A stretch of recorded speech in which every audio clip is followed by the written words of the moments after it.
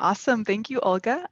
So that was a very in-depth demo, so thank you for that. And I think actually a lot of the questions that came up during the demo you already answered. So for example, from Anonymous, again, the question was, is this a read-only app or does it also provide options to remediate obsolete code? And I think you showed the option with the quick fixes, for example, which is one capability that you have to automate these changes. And then of course, when those quick fixes aren't available, you have links like, for example, to SAP notes where you'll find the needed information that you need to take action. So I yes, think, and of course you can also delete the obsolete code from the system later on, but the app does the half of the process. It just creates the transport request, which can be deleted from the system later on. Exactly. Perfect. Then let's see. Another question was if you can run this for your S4hana readiness check from ECC.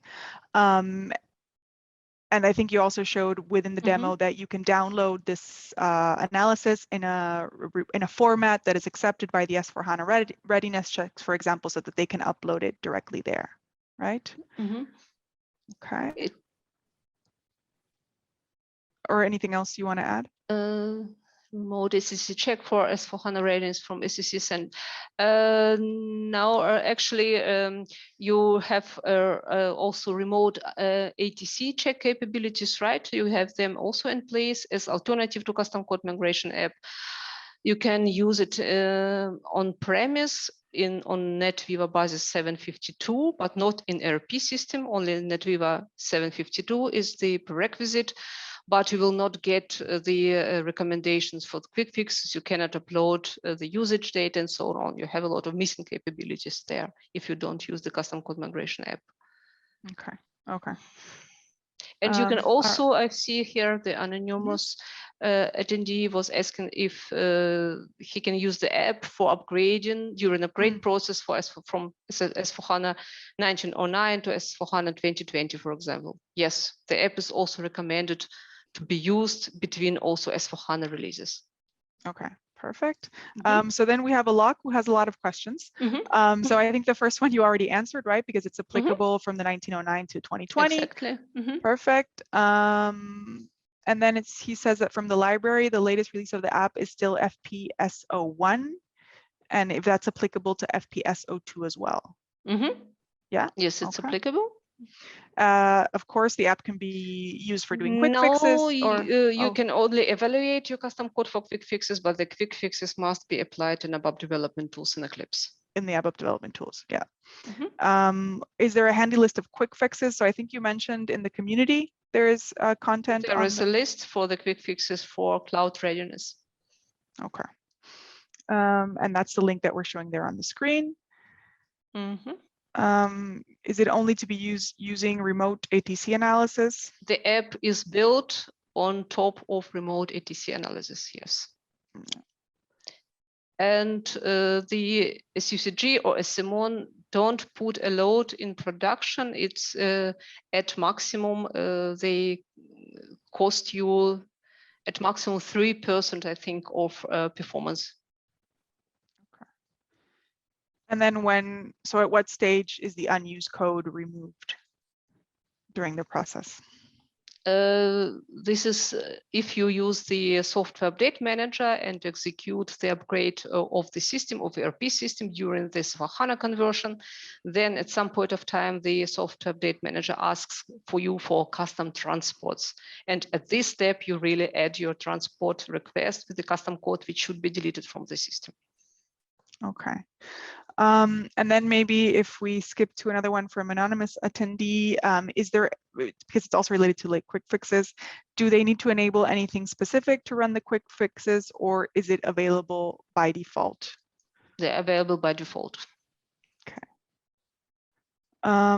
Okay, let's see. Abhishek is asking, is there any variant in ATC if we are moving to suite on HANA, just like we have for S4hana as S4hana Readiness 2020? Yes, there is dedicated check variant functional DB and functional DB addition, which should be used by at moving the suite to the suite on HANA. Okay, perfect. Okay, let's see. I'm just trying to pick some other. Oh, so Kashalia, sorry for the slides. Yes, we will share them. That will be included in the wrap-up blog. So just give us a few days to put everything together. Okay, and then I think we have the questions from Alok still left. I don't know if you want to handle, for example, is API usage valid for only select single or internal tables related to queries as well?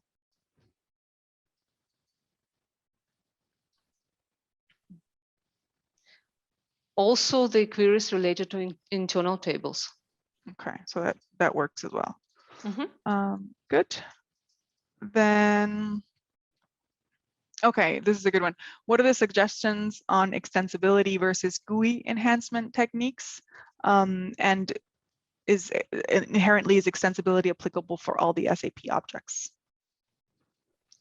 So I'm actually not expert on extensibility topics, but actually what we would like to reach that in the future, if you apply the extensibility, that you use either in-app extensibility to do the small changes in your application, and for larger changes to use side-by-side extensibility and not these older techniques.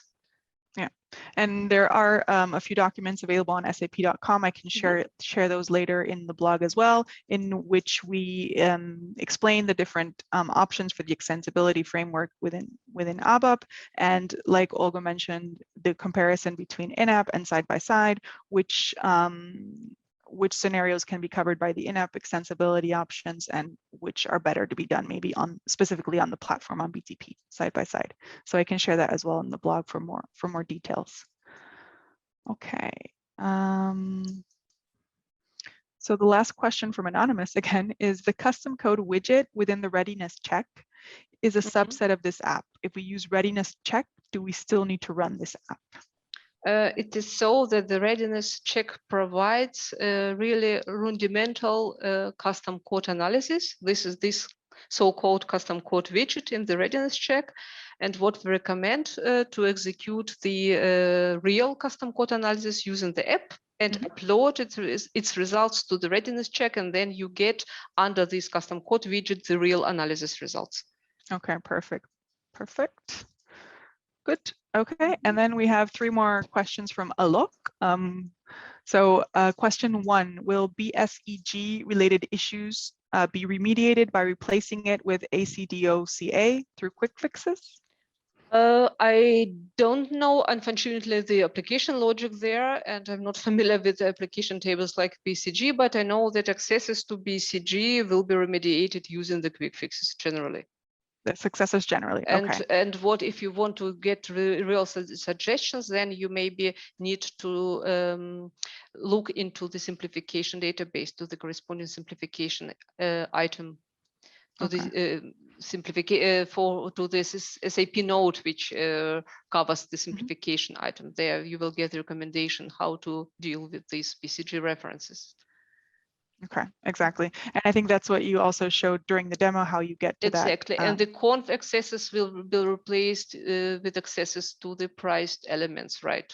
You have seen it also in the demo. Yeah. And I think, like you mentioned, the community is also there for them to ask questions. So if they're running the custom code migration app and have any questions that they're not able to find in the documentation, which is also very extensive, then they can reach out through the SAP community, or also through the chat functionality within the mission if they're running that as well, right? Right. Perfect. Okay, so that was all the questions. Great job, Olga. You answered all the. It were only 9, but there were like 9.1, 0.2, 0.3. So there were, I think, more than 9 questions. You can be just lucky that we had time for them. Exactly. So a big thank you for the audience for joining, for being so interactive and engaging, for asking those questions. It's really great. Again, we will be posting a wrap-up blog in the next couple of days with all the information and all the links that we have discussed. But yeah, if you have any remaining questions or anything else comes up, please feel free to contact us through the community. I know Olga and team are very happy to support. So that's it from my side. Thank you, Olga, also for the great presentation. Yes, thank you very much for the attention and for the questions. And if you have any follow-up questions which you would like to clarify, you can also contact me or drop me an email, and I will be happy to follow up with you on them. Awesome. Thank you. So have a great day, everybody. Thanks. Bye. Thank you. Bye.